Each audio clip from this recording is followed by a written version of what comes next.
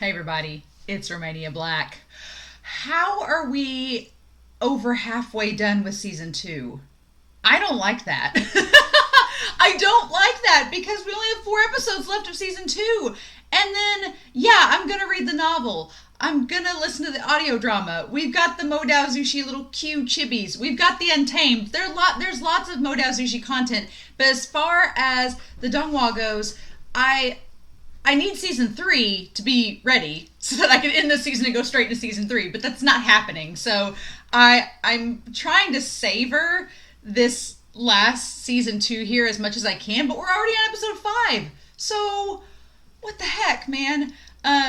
Yeah, so last episode wasn't really delving too much into the mystery so much as it was getting backstory into, and a lot of you have corrected me both on Patreon and on YouTube by now, I'm sure. But the idea that Ling's parents did die when he was a baby. He has no recollection of Wuxian in Wuxian's original form. That him seeing Wuxian in the dream was part of the hallucinations of the curse, mingling with Wuxian's own inner demons and his own hallucinations. So it was like the two of them were hallucinating at the same time and kind of having like a mind meld. That makes a lot more sense to me. But okay, so based on YouTube and Patreon, I have questions still. Many questions as to what the heck Modao Zushi.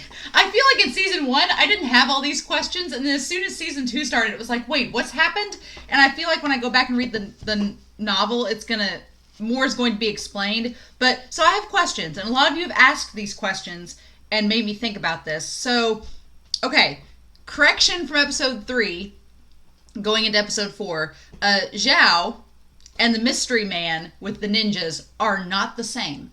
I thought for the longest time they were the same people, but I don't think they are. So, who the heck is Mystery Man? Some of you have been like, oh, go back to season 1. I'm not going back to season 1 until I end season 2. So, because I want to go back and rewatch episodes 1 and 2 with the full context of season 2. So, I may go back and rewatch parts of the first season, but I've held back on that so far. In the OP, we'll talk about that. I've got a note about the fans. We'll talk about that. Okay, why is someone experimenting with corpses? There's clearly 2 parties at work here, including Wanji and Wuxian. So there's one party that's leading Wanji and Wuxi along, trying to like guide them to the suspicious stuff.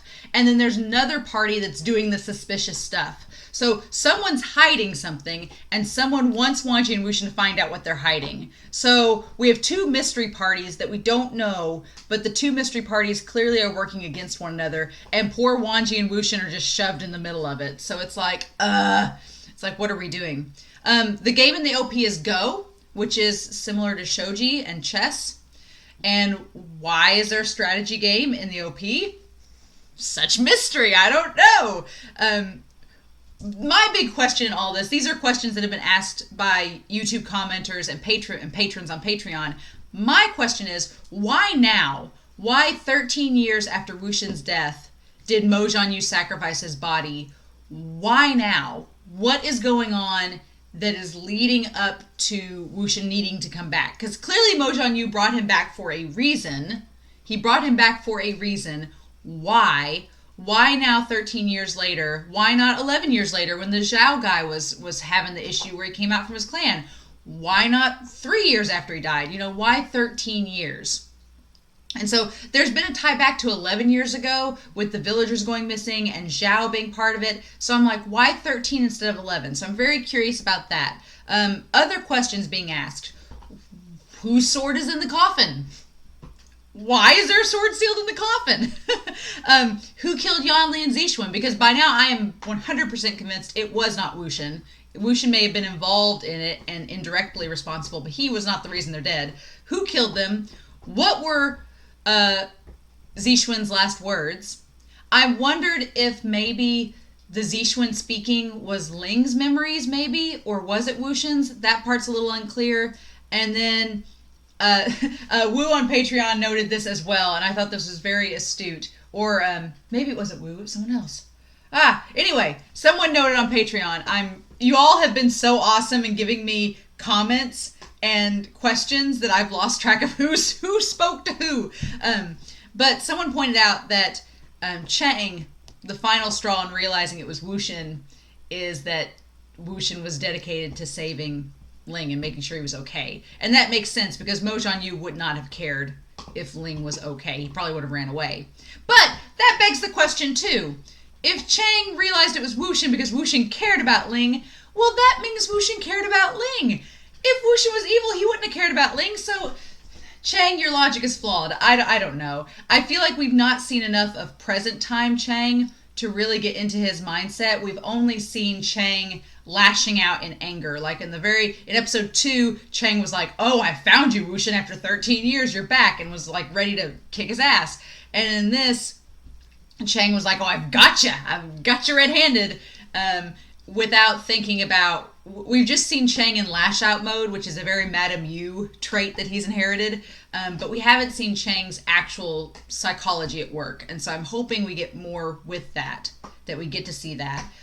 But guys, there's so many questions. And I feel like I need to keep this sheet handy so that I can try to maybe figure out if we get any of them answered.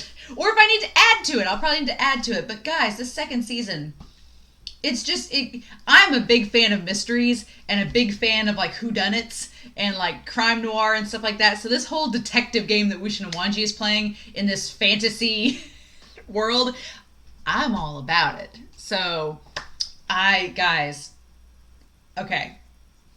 Hopefully we get some answers to these questions. But, yeah, we're going to dive into episode 5 of Mo Dazushi season 2. I can't believe we're past the halfway point, but there's no turning back now. We just got to keep going. So, thank you all so much for watching. I hope you all enjoy the reaction. And yeah, we're going to start this here in 5, 4, 3, 2, 1, and let's go.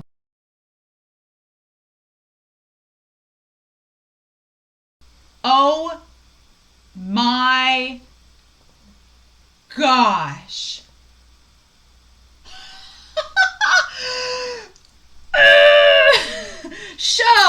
Show, how could you?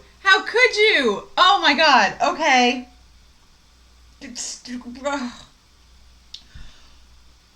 My computer is like as crazed out as I am. There's so many questions. We get more answers, we get more questions. I didn't even put 2 and 2 together that the shackles on Ning.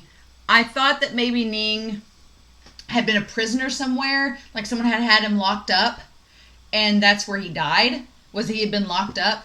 I did not put 2 and 2 together. The Jin clan was doing this whole, like, basically slavery on the rest of the winds that were left over. Like, I did not even put 2 and 2 together on that until we got that scene. And it's all tying back around, because one thing I've loved about how they've handled the flashbacks in this series is the idea that we keep flashing back to similar moments, the same moment, but from different people's perspectives and from different moments in time. So we get the same memory, but it's replayed in a different way, and that gives it a new context. And we're slowly piecing together things. It's all coming together, right? So, okay. First of all, the flashback with Yan Li and baby Wuxian and baby Chang, their giant fat little bobblehead faces, adorable. And Yan Li's too pure for this world. By far. She's too sweet, too kind. You know. Oh my god.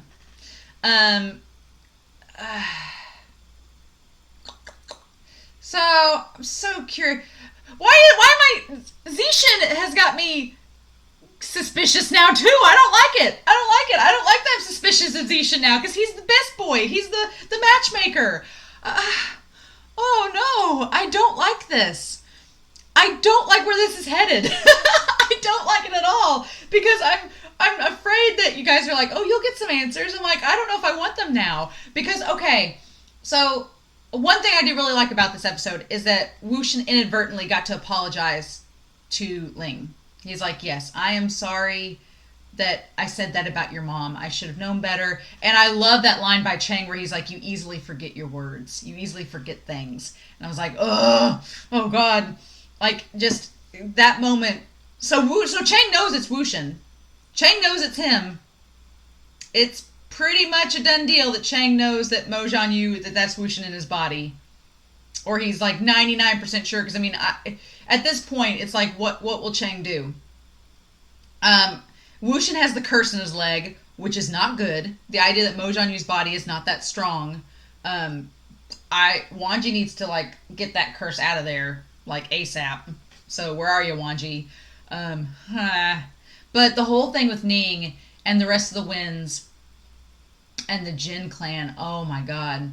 For the record, they animate Chang really good. Like, they put a little glisten on his lips and everything. Like, and oh my gosh. So the split between Wushin and Chang in this episode is, oh, it's so good.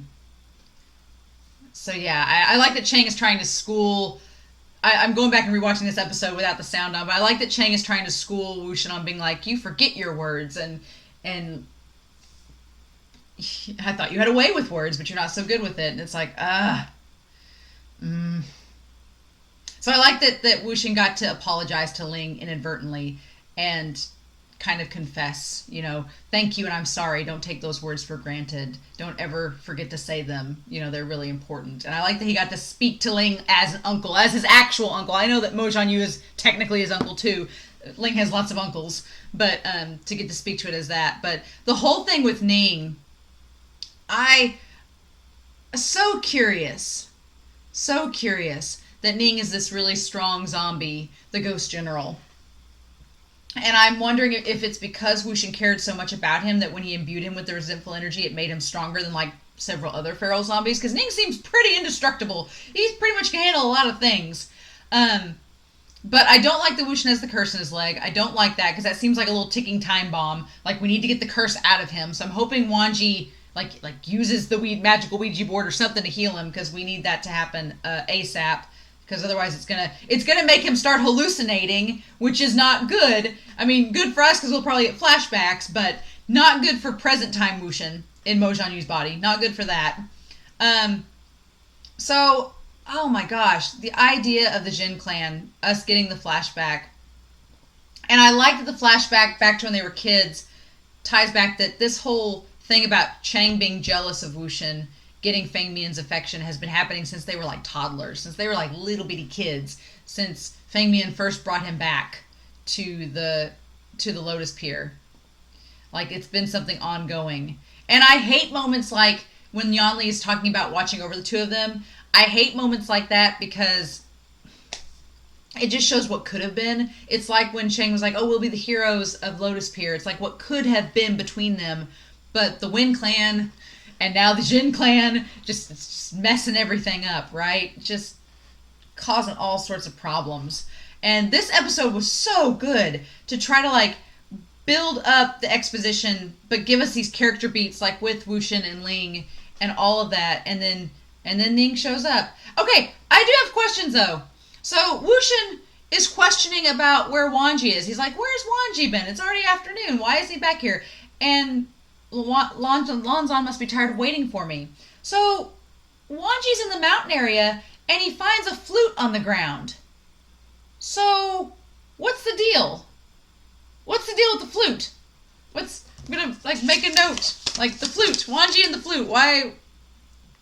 Like, is somebody just leading Wanji on? Like, what is that? What is up with that? So Ling hightails it out of there and tells him to leave before Chang finds him again. But then he sees Ning show back up, and Ning's been following him around. And oh my gosh, what have they done to you? And we get the flashback. Oh my gosh. The fact that his death was off screen and and his sister found his body.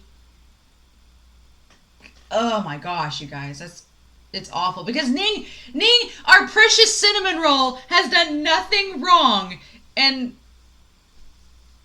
oh my gosh. So 15 years ago, Qing goes back to the Lotus Pier to find Wushin.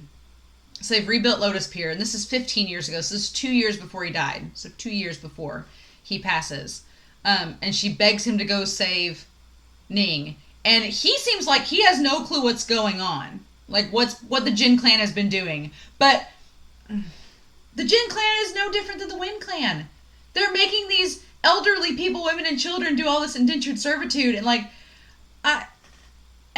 Wushin said, they weren't even ones that were fighting in the battle. They were like the doctors and the healers. Like didn't have any blood on their hands. And there's like a little kid here too. Like, and they're about to brand the old lady, and the brand that has the Jin symbol on it. It's like it's the Jin clan symbol. It's no different than the Winds. It's no different. And so we go back to this flashback of the uncle and Wushin, doing the honorable deed, like Wanji said. He's like, you guys are no different. Where's Ning? Like, what are you guys doing? Why are you doing this? These aren't criminals. They're just people that have been trying to heal others. And then they killed Ning. And, oh, that was so grisly. Of course Wushin would get mad, because Ning's the reason that, not only is Ning the reason that Wushin and Chang are alive, but he risked his life. He waded into the Wind Clan territory to get the remains of his parents back. And, like, he did all these honorable things, and he still died. And, oh my gosh, like, that was just awful. And so, yeah, make him into a zombie. Ugh. And so then, here's the thing. So, this bastard, the Jin Clan leader, Mo Jianyu's father and Zixuan's father, and then Yao shows up. But here's why I want to go back and see this. So did Yao, I'm going back to this episode here. The one Jin Clan guy got killed by Ning.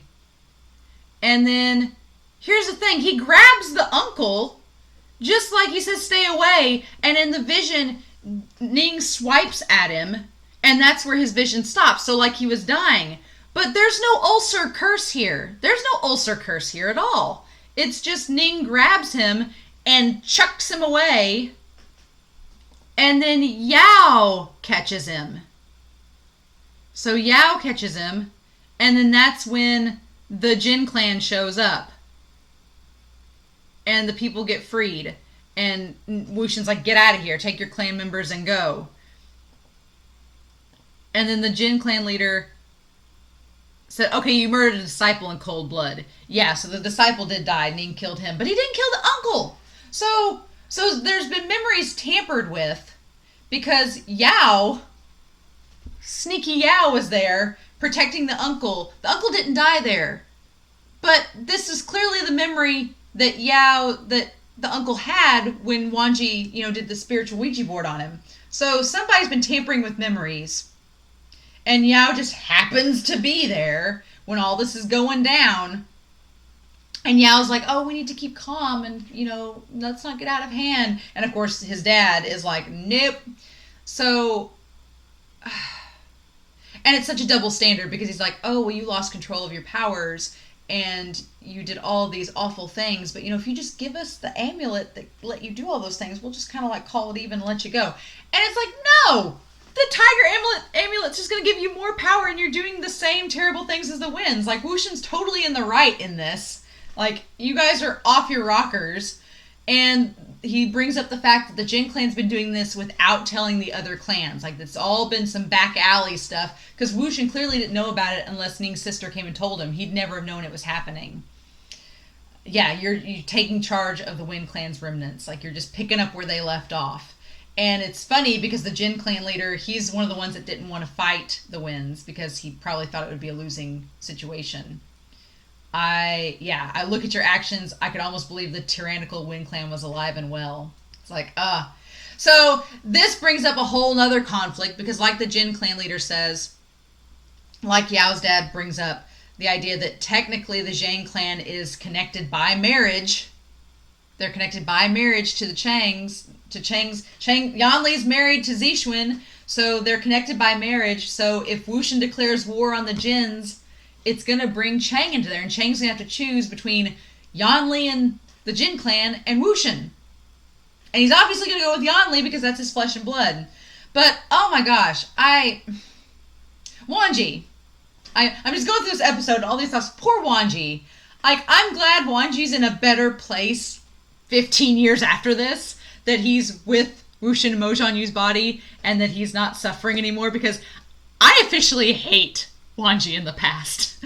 I hate seeing, not that I hate Wanji as a character, I hate seeing Wanji suffer. And the expressions that he has here is just, he's so soft. And he's like, Wei Ying. And he's like, I just want to help you. And his face that he makes, it's just awful. And Wushin's like, look, I'm going to help these people. They're powerless and defenseless. And if you're going to get in my way, I'm going to move you out. And Wushin's like, I'm just going to do my thing then.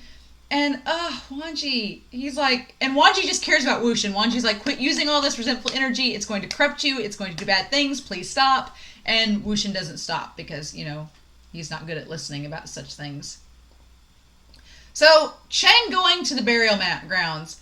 And I'm sorry, but it was like both adorable and incredibly sad that there's this like shack here that Wushin's got. And you can see though that they're growing things in the burial mounds. Like things are growing there despite the resentful energy, despite all the bad, they're growing food there and they're trying to like survive. And I love that he does that little thing with little Wen Yuan, like the little girl, like playing in the dirt with her. Like, come on. And then Chang shows up. And Chang's like, oh, it's not an army, it's just women, children, and the elderly. And then he takes him to Ning, where he's got him tied up so that he can't go feral and attack everybody. And it's so hard because they're both kind of right.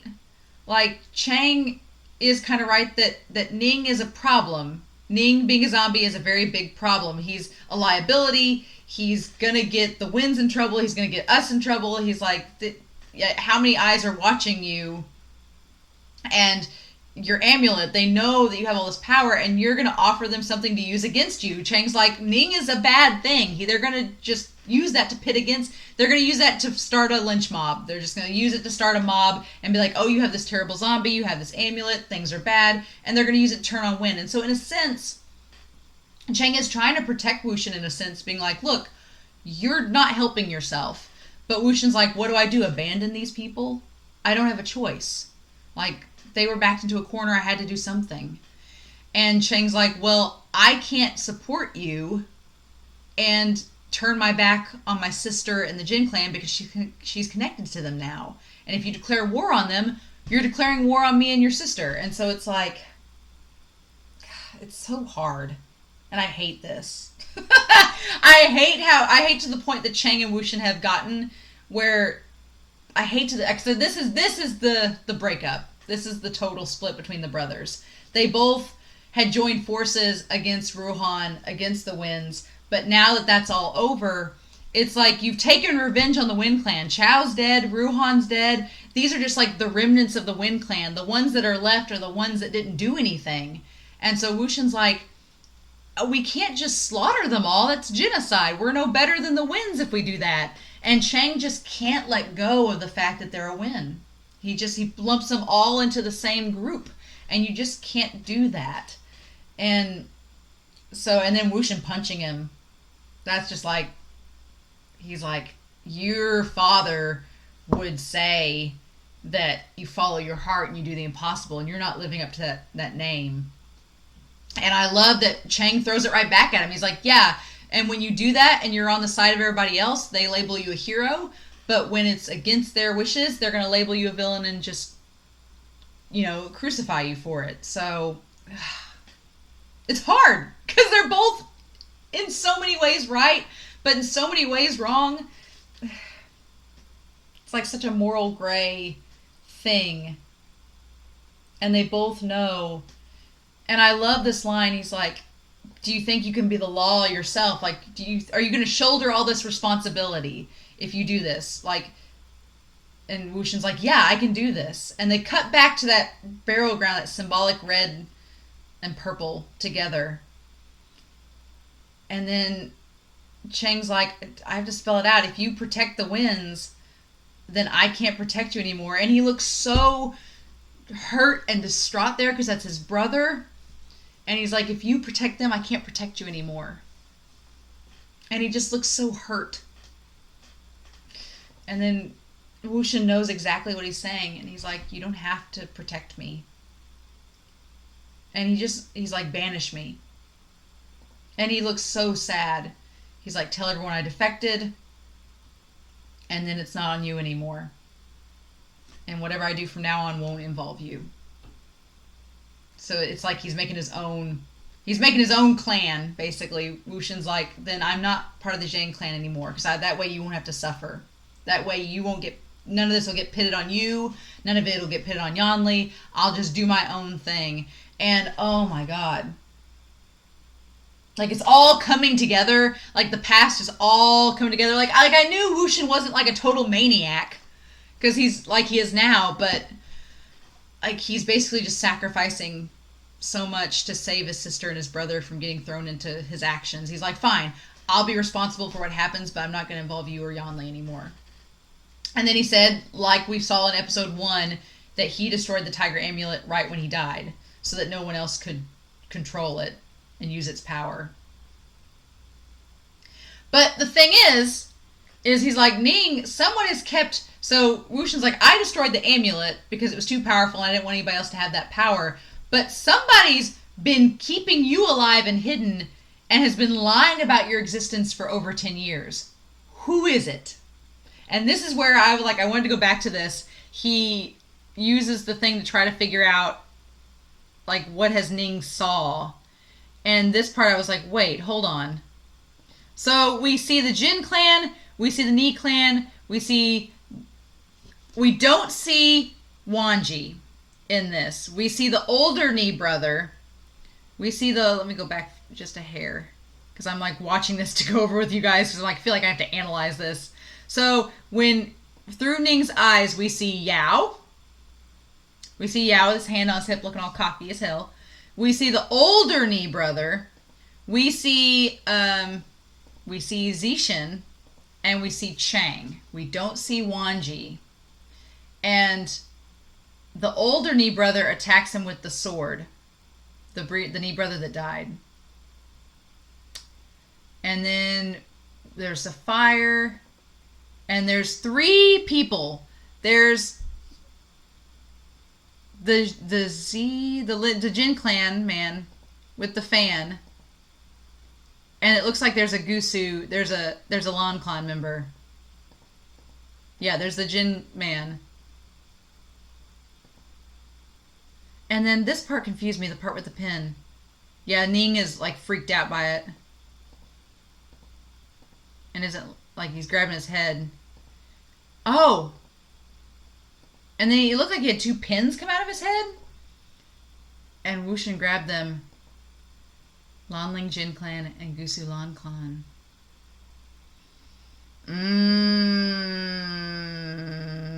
Which would be Yao and Zishin, right?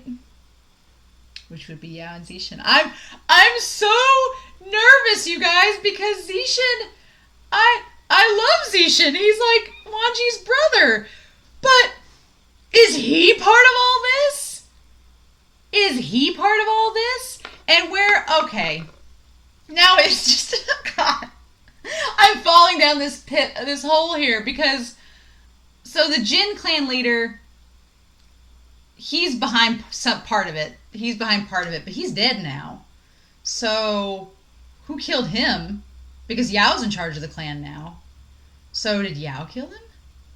Is Zishin involved? So, I'm wondering if the Jin clan leader, and I always get his name confused, so I just call him the Jin clan leader. His name is hard for me to remember, but he's Mojan Yu's dad, he's Zishuan's dad, he's Yao's dad, he's the Papa Jin. Daddy Jin is got, I assume that he's basically picking up where the Wing clan left off, because that's what Wushin accused him of. So I'm wondering if old Daddy Jin here has been doing all this corpse experimentation, all this maniacal work. But they said that someone who did it had to be really proficient in the demonic arts. So as the Jin clan leader, has Daddy Jin been pretty proficient in the demonic arts this whole time and we just didn't know about it? I don't know. But I feel like he's the one doing all the evil actions.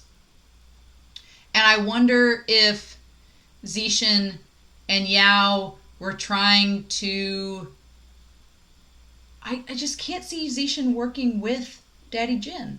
I just can't see him being evil. I can't. I don't like that. I want to think that he's good because he's trying to set Wushin and Wanji up. So I don't want to think that he's evil. So don't spoil me, guys. But maybe Yao. Okay, maybe Yao and Zishan have been trying to cover everything up. To help Wanji. I don't know. I don't know. That doesn't seem right either. There's so much. I feel like there's gonna be a huge double cross in all of this, like a double triple cross in all this, because I feel like Chang's inadvertently not in on any of this. Chang is just Chang's temper and everything. Chang is just gonna be affected because he was affected by Daddy Jin's words. He's like, oh well, Wushin, his hubris. He thought he could just tell you what to do. It's like Chang is too easily manipulated emotionally. Chang's emotions are too easily manipulated that I don't think he's in on this grand scheme. I think that Chang is a pawn in a lot of this, but he's not. It's all come back to these three brothers, and it's all going to come back to the older Ni brother, him dying, and Hue Sang taking over. That has something to do with all this. It's all coming back to that, guys. It's all coming back to it. And now Wushin knows that something is involving the Long Clan I call it Long Clan. Something's involving the Long Clan and the Jin Clan. My only fear is that we've just had this great bonding with Wushin and Wanji. I don't want Wushin to turn his back on Wanji again. I don't want that to happen. Nope. I don't want Wushin to abandon Wanji again. I don't want that. So that's the only thing I'm afraid of, is that Wushin's going to get suspicious of Wanji and be like, well, but Wanji wasn't in any of the flashbacks. So, but Zishan, now I have to put Zishan on my radar for being suspicious. I don't like that. Oh guys. Huh.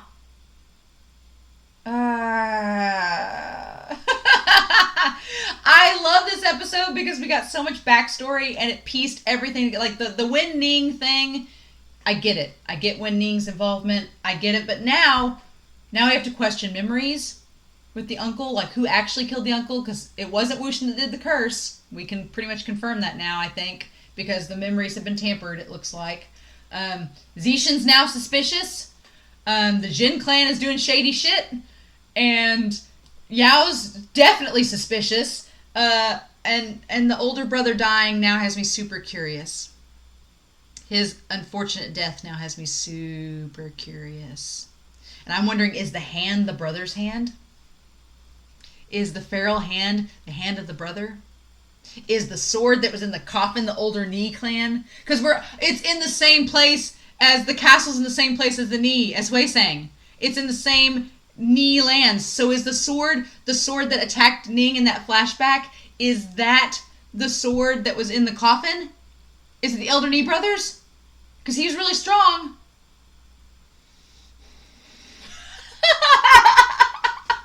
I don't know. I have all these questions. I've been told there's a post-credit scene at the end of episode 6. And no worries, I will watch it next week. But, guys, I've got a lot to think about. I might go back and rewatch episodes 1 and 2 and see if I've missed anything. But it's so weird because there's this Zhao guy that we just got introduced to, that he's off there somewhere in the plot that's relevant. This mystery man we still don't know that has something to do with the plot, that who knows what's going on with him. Yao, Zishan, Daddy Jin.